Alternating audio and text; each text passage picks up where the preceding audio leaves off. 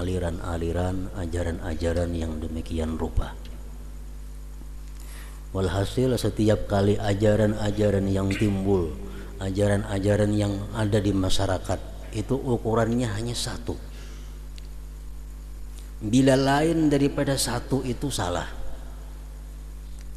Yang satu itu adalah apabila ajaran itu perpaduan antara syariat dan hakikat, benar sudah.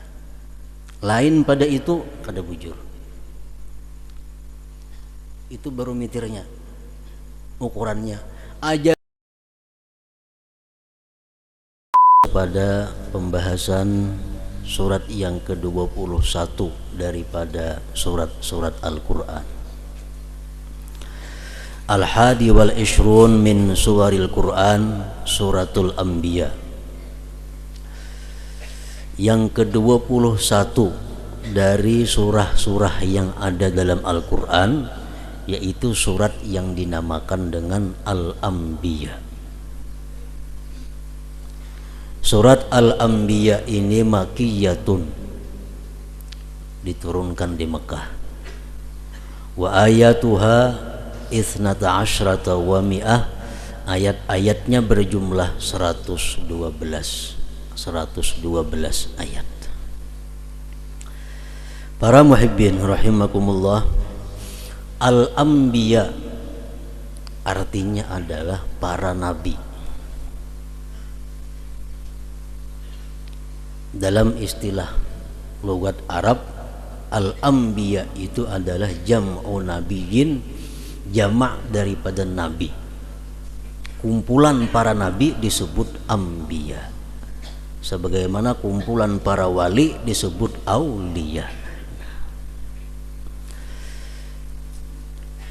Nabi itu adalah insanun zakarun hurrun salimun munaffirin tab'an wa andana ati abin wa khana ummin uhiya ilaihi bi syar'in wa lam yu'mar bi tablighi fa in umira bihi fa nabiyyun wa rasul. Nabi itu artinya adalah seorang manusia.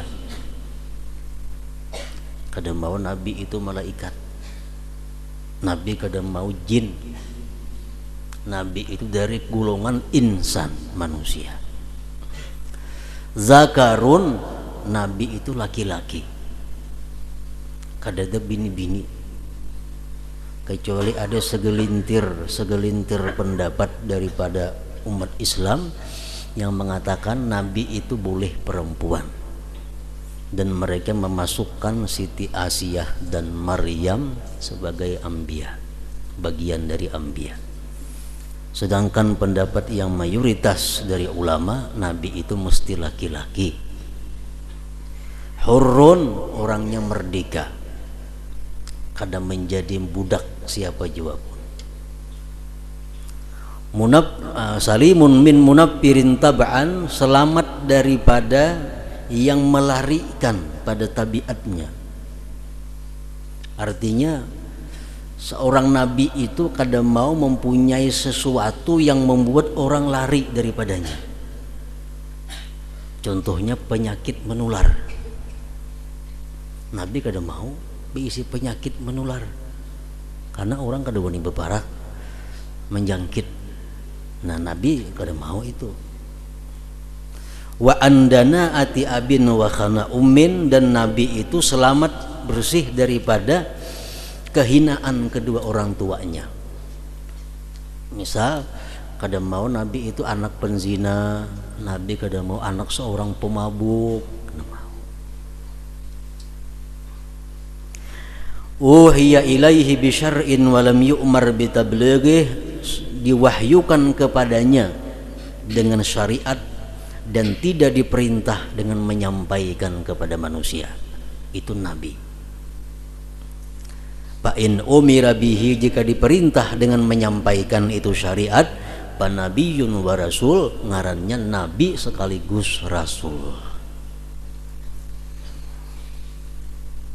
Fa kullu rasulin nabi wala aksa, setiap rasul pasti nabi, dan setiap nabi belum tentu menjadi rasul.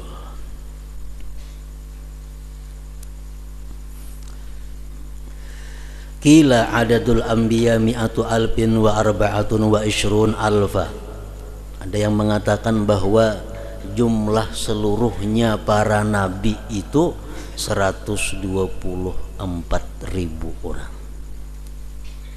Sejak Adam sampai dengan junjungan kita Nabi besar Muhammad sallallahu alaihi wasallam, maka nabi itu banyaknya yang diberi wahyu oleh Allah manusia ini adalah 124.000 orang.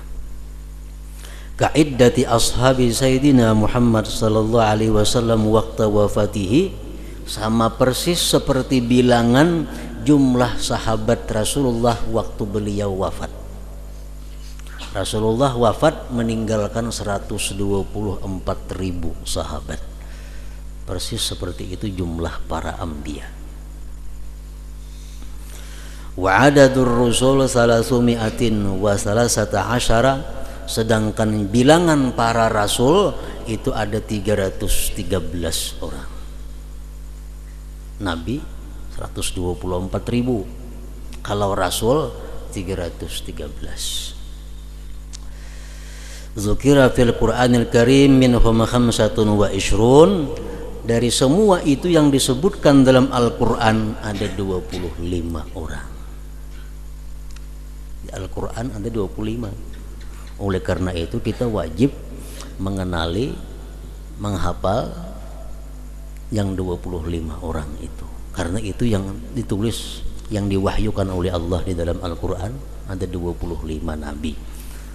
Jadi masih banyak lagi nabi-nabi yang kada disebutkan di dalam Al-Quran itu.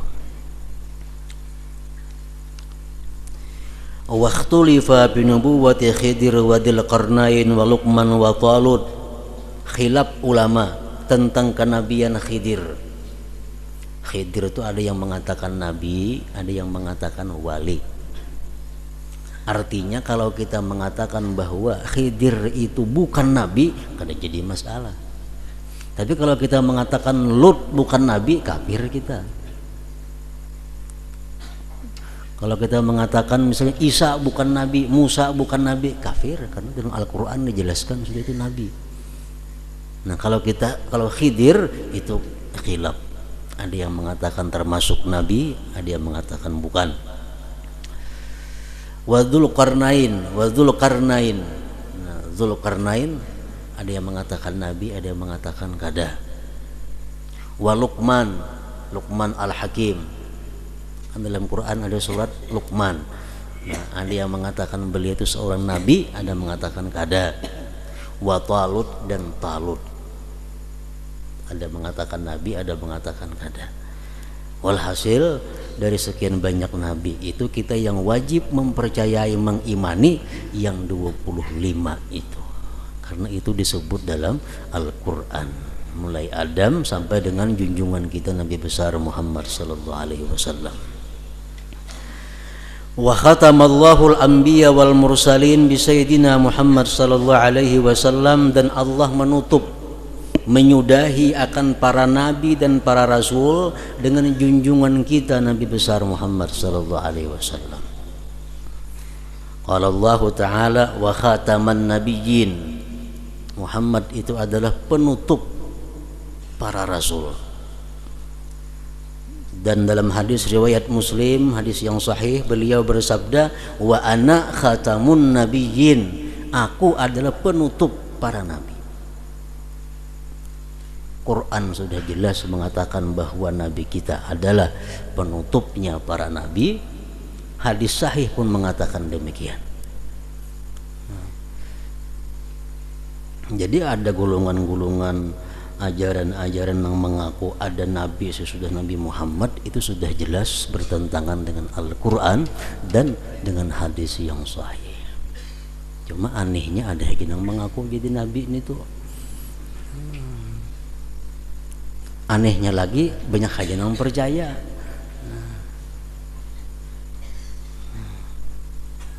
Padahal Allah sudah menyatakan di Quran wa khataman nabiyyin. Nabi Muhammad itu penutup para rasul. Beliau pun mengatakan wa ana khatamun nabiyyin, aku penutup, pengunci para rasul. Nah itulah para muhibbin, sejak zaman Rasulullah memang sudah ada orang-orang yang mengaku nabi itu. Jadi dari masa ke masa ada orang yang mengaku nabi.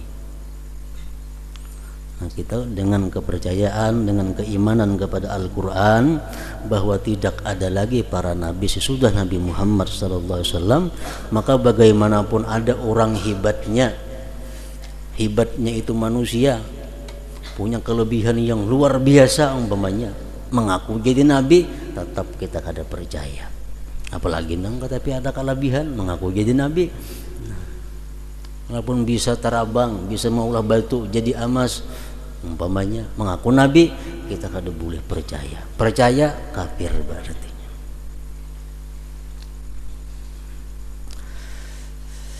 Nah, semakin akhir zaman semakin banyak timbul aliran-aliran, ajaran-ajaran yang demikian rupa. Walhasil setiap kali ajaran-ajaran yang timbul, ajaran-ajaran yang ada di masyarakat, itu ukurannya hanya satu. Bila lain daripada satu itu salah. Yang satu itu adalah apabila ajaran itu perpaduan antara syariat dan hakikat, benar sudah. Lain pada itu kada bujur. Itu barometernya, ukurannya. Ajaran apapun bila ajaran itu perpaduan antara syariat dan hakikat, bujur. Bila hakikat saja kada bujur, syariat saja kada bujur juga. Mesti kedua-duanya. Sembahyang bila syariat semata kosong. Bila hakikat malolo kada bersembahyangan.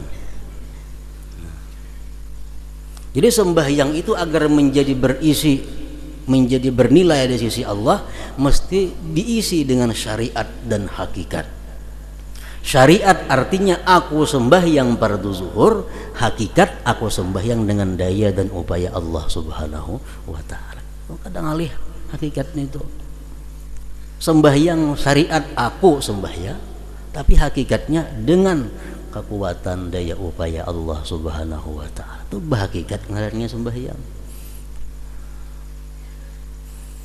Allah Subhanahu wa ta'ala mengajarkan kepada kita dalam Al-Quran.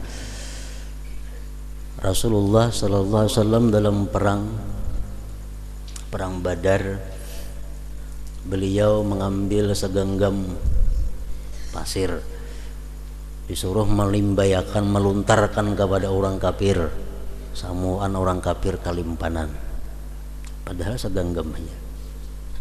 Nabi kita disuruh meluntar, menawakakan pasir, tawakakan kalimpanan semuaan.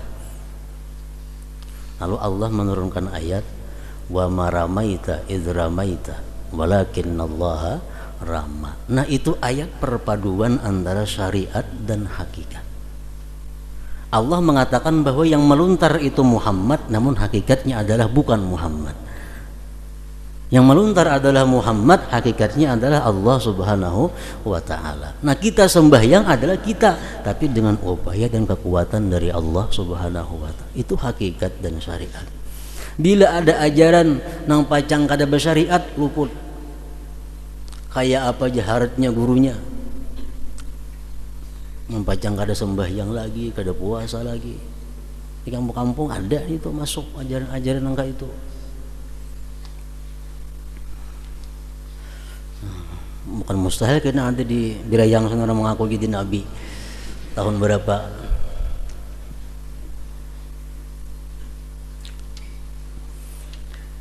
Jelas Al-Quran mengatakan wa khatamun nabiyyin, nabi kita adalah penutupnya para rasul. Para muhibbin rahimakumullah. Jadi para nabi-nabiullah ini atau anbiya ini dari yang 124.000 itu jumlahnya, macam-macam keadaannya, kada sama. Ada yang hidupnya miskin, talunta-lunta, ada. Ada yang hidupnya penuh dengan kekayaan, ada. Ada yang jadi raja, ada. Ada yang hidupnya bertentangan dengan orang tuanya, ada. ada yang hidupnya bertentangan dengan istrinya, ada macam-macam.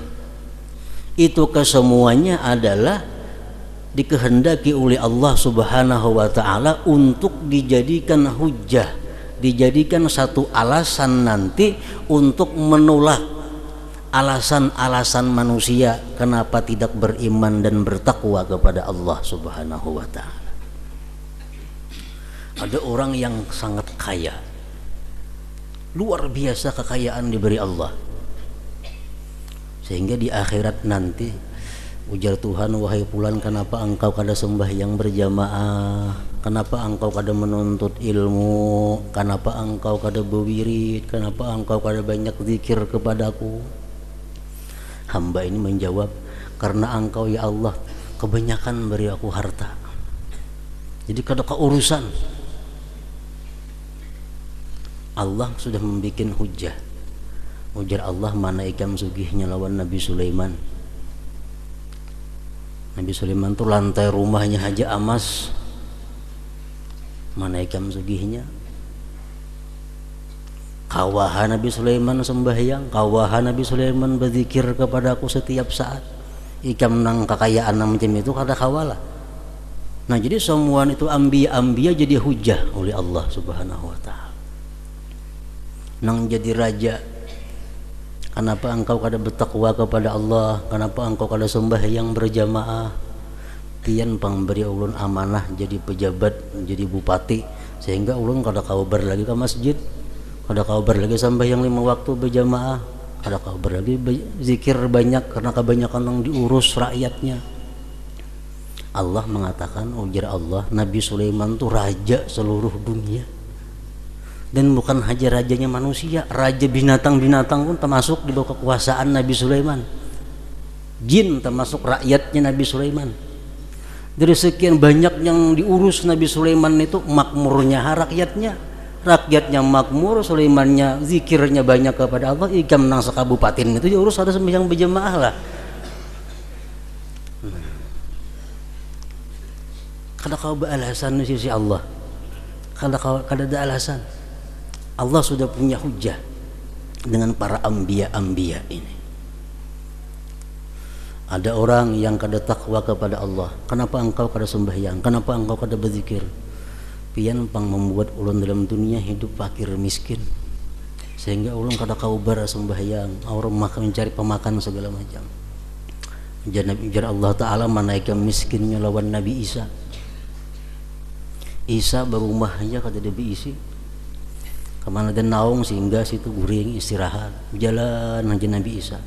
Kawahan Nabi Isa bertakwa lawan aku, kawahan Nabi Isa selalu berzikir kepadaku. Mana ikan pakirnya lawan Nabi Isa? Nah, kada kawa juga melawan, karena Allah sudah punya hujjah dengan para anbiya. Ada orang yang ditanya Allah, kenapa engkau kada berzikir, kenapa engkau kada sembahyang berjamaah, kenapa engkau kada ke Jumat? Pian pang memberi ulun bala, ulun awak gering sakit-sakitan. Biar Tuhan, mana penyakit ikam melawan Ayub. Ayub tuh nabi yang paling banyak penyakit sudah, tapi lisannya kada pernah putus dan hatinya daripada zikir kepada Allah. Ayub, orang yang dulunya kaya, mempunyai gedung, mempunyai anak, bini, dicoba oleh Allah, gedungnya diruntuhkan, anaknya dimatikan, ternaknya habis, kebunnya habis, tinggal sebatang kara dan seorang istrinya. Demikian Nabi Ayub, tetap dia kuat berzikir kepada Allah, tetap dia bersyukur kepada Allah. Jadi jangan beralasan, kenapa kada sembahyang, merep dingin, merep dingin, kepala sakit. Kada apa-apanya lawan Nabi Ayub. Nah, jadi kita di hadapan Allah Subhanahu wa taala kada kawa maulah alasan kalau kita kenapa kada beriman kepada Allah. Bini-bini, kenapa engkau kada bertakwa kepada Allah? Laki ulun pang orangnya keras, laki ulun orangnya zalim, laki ulun kada katuju ulun beribadah. Ujar Tuhan, mana laki ikam tu zalimnya lawan Fir'aun. Fir'aun tu mengaku Tuhan, laki ikam mengaku Tuhan kada? Kawaha nang bini Asiyah itu beribadah kepada Allah, kawaha bininya bertakwa kepada Allah. Ikem nang belakin itu kada kawalah, kada kawa juga, kada ada alasan. Jadi seluruh anbiya yang diutus Allah, yang diberi Allah wahyu itu adalah hujjah Allah nanti di hadapan para hamba-hambanya ini. Nah, para muhibbin rahimakumullah, di dalam surat Al-Anbiya ayat 7 Allah menyatakan fas'alu ahla dzikri in kuntum la ta'lamun. Petunjuk Allah kepada kita dalam surat Al-Anbiya ini sangat banyak. Salah satunya adalah fas'alu ahla dzikri in kuntum la ta'lamun. Artinya bertanyalah kamu kepada orang-orang yang punya ilmu jikalau kamu tidak tahu.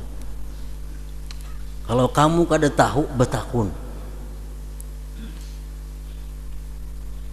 Itu perintah Allah, hukumnya wajib. Perintah ini lil wujub. Kalau kamu kada tahu hukumnya, betakun. Umpamanya kita hendak makan sesuatu, bolehkah dimakan ini? Kada tahu, betakun dulu. Lawan nang tahu. Hendak berdagang, bolehkah berdagang ini? Kada tahu, betakun lawan nang tahu. Itu wajib. Fas'alu ahla dzikri in kuntum la ta'lamun. Rasulullah sallallahu alaihi wasallam bersabda, al ilmu khazain. Ilmu itu, kata Rasulullah, perbendaharaan. Ilmu tersimpan rapat di dalam perbendaharaannya. Mafatihu has-su'al, kuncinya perbendaharaan itu adalah bertanya, betakun. Amun kita pengajian itu, umpat pengajian itu secara merata umum, kada kasus per kasus yang dihadapi. Nah, kalau kita ada punya masalah, kita mesti betakun. Ala pas'alu fa innahu yu'jaru fihi arba'ah. Kata Rasulullah, tanyalah ulihmu, betakunlah kamu, bahwa diberi pahala sebab betakun itu 4 orang. Saya kong nang bertanya, 4 ikung nang dapat pahala manusia. Pertama as-sailu, yang bertanya, diberi pahala. Wal alim, yang kedua yang alim nang ditakuni, dapat pahala.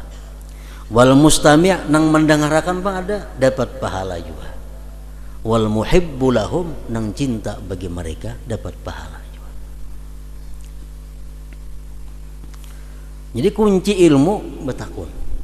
Bila kada betakun, kada akan dapat ilmu nang banyak, kada akan dapat ilmu nang halus. Nah, para ulama mengajarkan kepada kita, kita betakun itu ada aturannya. Ada busail, adab bertanya. Kayak apa bertanya itu supaya berpahala. Ada aturannya, ada adabnya. Pertama, ayya'lamal mas'ul bi ilmi. Sebelum kita betakun lawan orang, kita mesti tahu dulu orang itu alim. Nah, kita ketahui dulu orang itu alim kada. Karena di akhir zaman nanti, kata Rasulullah, akan ada ru'asa, pemimpin-pemimpin yang juhal, yang kada punya ilmu. Aftal mereka berfatwa. Orang kada punya ilmu berfatwa, padallu wa adallu, mereka sesat dan menyesatkan orang. Nah, sebelum kita betakun ini masalah yang kita hadapi, kita ketahui dahulu orang itu alim apa kada.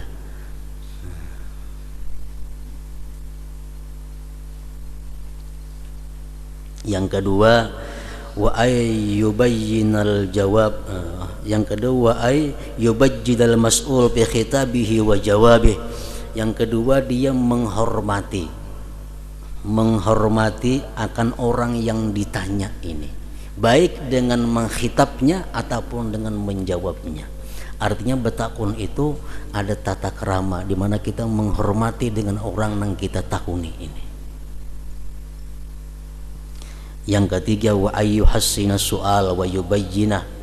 Dia mesti membaguskan pertanyaannya dan menjelaskannya. Betakun tuh bagus-bagus tatakunannya, lawan jelas-jelas tatakunannya. Karena sedikit ketakunan lain jawabannya kayaknya. Ini pertanyaan kita mesti bujur dulu. Wa an la yas'alahu wa huwa qaimun, jangan bertanya lawan orang alim parahatan sidin berdiri, jangan ditakuni. Aw mustaufizun, atau parahatan sidin hendak berangkat, jangan ditakuni. Orang berangkat sebelum motor sudah hidup, datang bertakun hukum luput itu. Orang berangkat sudah. Au ala halatid dajar au hammin, atau orang yang alim itu parahatan sedang marah atau sedang duka cita. Nah, imbah kematian bini, kematian laki, kuitan mamanya sedang sedih, yang nak bertakun hukum dulu kayaknya ditunda.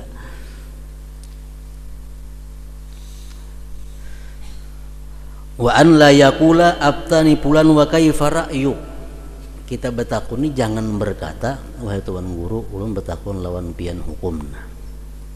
Kayak ini masalahnya.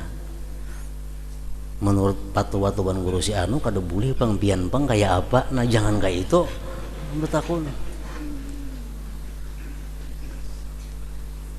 Masalah ulun nih menurut tuan guru si anu maharamakan kalau pian pang kayak apa.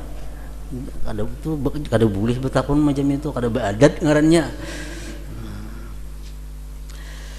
Wa an la yutaliba bid dalil, dan jangan sekali-kali minta dalil. Tuan guru ini hukumnya kayak apa dan kayak ini, haram. Mana dalilnya tuan guru? Salah nih itu bertakun dalil. Seorang jadi guru ngarannya. Nah, mana takunan dalilnya? Adakah hadisnya itu? Kada boleh itu. Orang bertakun macam itu berarti orang ini kada beadat ngarannya. Wa an la yutaliba bid-dalil. Nah, itu tata cara bertakun. Adabul alimil mas'ul, adapun aturan tata cara bagi orang alim nang ditakuni itu, yang pertama ayyab hamas soal. Dia mesti mengerti dahulu soal. Jangan hendak menjawab kemudian belum paham pertanyaannya. Jelas-jelas pertanyaan itu macam apa. Yang kedua, wa ayyubayyinal jawab bayanan yuzidul iskal, bahwa dia menjelaskan akan jawaban itu akan sejelas-jelasnya yang menghilangkan kesulitan atau keraguan-raguan. Kita menjelaskan itu, nah menjelaskan tuh harus jelas, jangan sampai orang bertakun ini timbul jadi ragu-ragu. Kenapa ini hukumnya guru nih? Kira-kira haram sako. Nah, nang ditakuni aja ragu-ragu orangnya. Kira-kira haram sako, kada kawan itu. Kada kawan. Itu kada menghilangkan keraguan.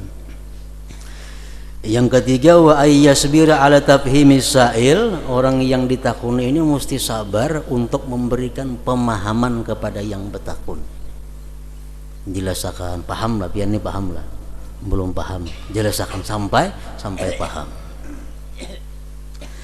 Wa ayyaqula la adri idza syakka fi jawabih, dan si alim ini mesti berkata, aku tidak tahu kalau dia ragu-ragu. Ini apa hukumnya tuan guru? Masalahnya kah ini apa hukumnya? Seorang ragu-ragu juga nih. Baik jawab la adri, aku kada tahu, kan bertakun lawan tuan guru lain aja. Lebih baik itu. Wa an la yaqula bi ra'yi illa mujtahida, dan tidak boleh dia mengata dengan pendapatnya kecuali dia seorang mujtahid. Guru, ini apa hukumnya? Jadi guru, kalau pendapatku itu haram. Ini guru nang salah ngarannya. Nang berkata pendapatku itu kecuali Imam Syafi'i, Imam Hanafi, Imam Nawawi. Nah, namun guru Jarkasi kada kawal lagi perkataan itu. Pendapatku itu Imam Rafi'i kah, Ibnu Hajar kah, ayo pendapatku boleh. Nah, kalau nang di bawah-bawahan ini cukup kada boleh, habis ya. Bila bertakun dalilnya kitab anu, kada usah dipakai pendapatku. Nah, karena ini kada berhak untuk berpendapat lagi, ilmunya kada cukup. Wa ayyuridad dalil idara adzalik, dan si alim ini mendatangkan dia dengan dalil kalau dia anggap perlu. Nang betakunnya orangnya ustadz juga, nang betakunnya tuan guru juga, tahun hukum atau dalilnya apa hukumnya menjamini atau hukumnya haram. Dalilnya ini dalam kitab anu ini halaman sekian. Kalau dianggap perlu, kisahkan dalilnya. Wa ayyaskuta 'anil jawab idza ra'asa ila la yantafi'u bi jawabihi, dan bahwa dia diam daripada menjawab, berusaha dijawab. Kalau dia melihat nang betakun ini pacang kada memakai juga lawan jawabannya. Pacang kada memakai juga bisa dijawab. Pacang kada mengambil manfaat juga lawan jawabannya. Nah, kada usah dijawab. Nah, itulah adab aturan-aturan orang yang bertanya dan yang ditanya mengenai firman Allah, pas'alu ahla dzikri in kuntum la ta'lamun, bertanyalah kamu kepada orang-orang yang tahu jikalau kamu tidak tahu. Nah, para muhibbin rahimakumullah, kita mohon kepada Allah Subhanahu wa taala agar menunjuki kita semua kepada jalan yang lurus, jalan yang diridai oleh Allah Subhanahu wa taala. Wa ila hadratin Nabi sallallahu alaihi wasallam. Al-Fatihah. Ar-Rahmanir-Rahim. Maliki yaumiddin. Iyyaka na'budu wa iyyaka nasta'in. Ihdinas siratal mustaqim. Shiratal ladzina an'amta 'alaihim ghairil maghdubi 'alaihim. Asyhadu an la ilaha illallah wahdahu la syarika lah. Asyhadu anna sayyidana Muhammadan 'abduhu wa rasuluh. La ilaha illallah. Nastaghfirullah. La ilaha illallah. Nastaghfirullah. La ilaha illallah. Nastaghfirullah. La ilaha illallah. Wa natubu ilallah. La ilaha illallah. Muhammadur Rasulullah sallallahu alaihi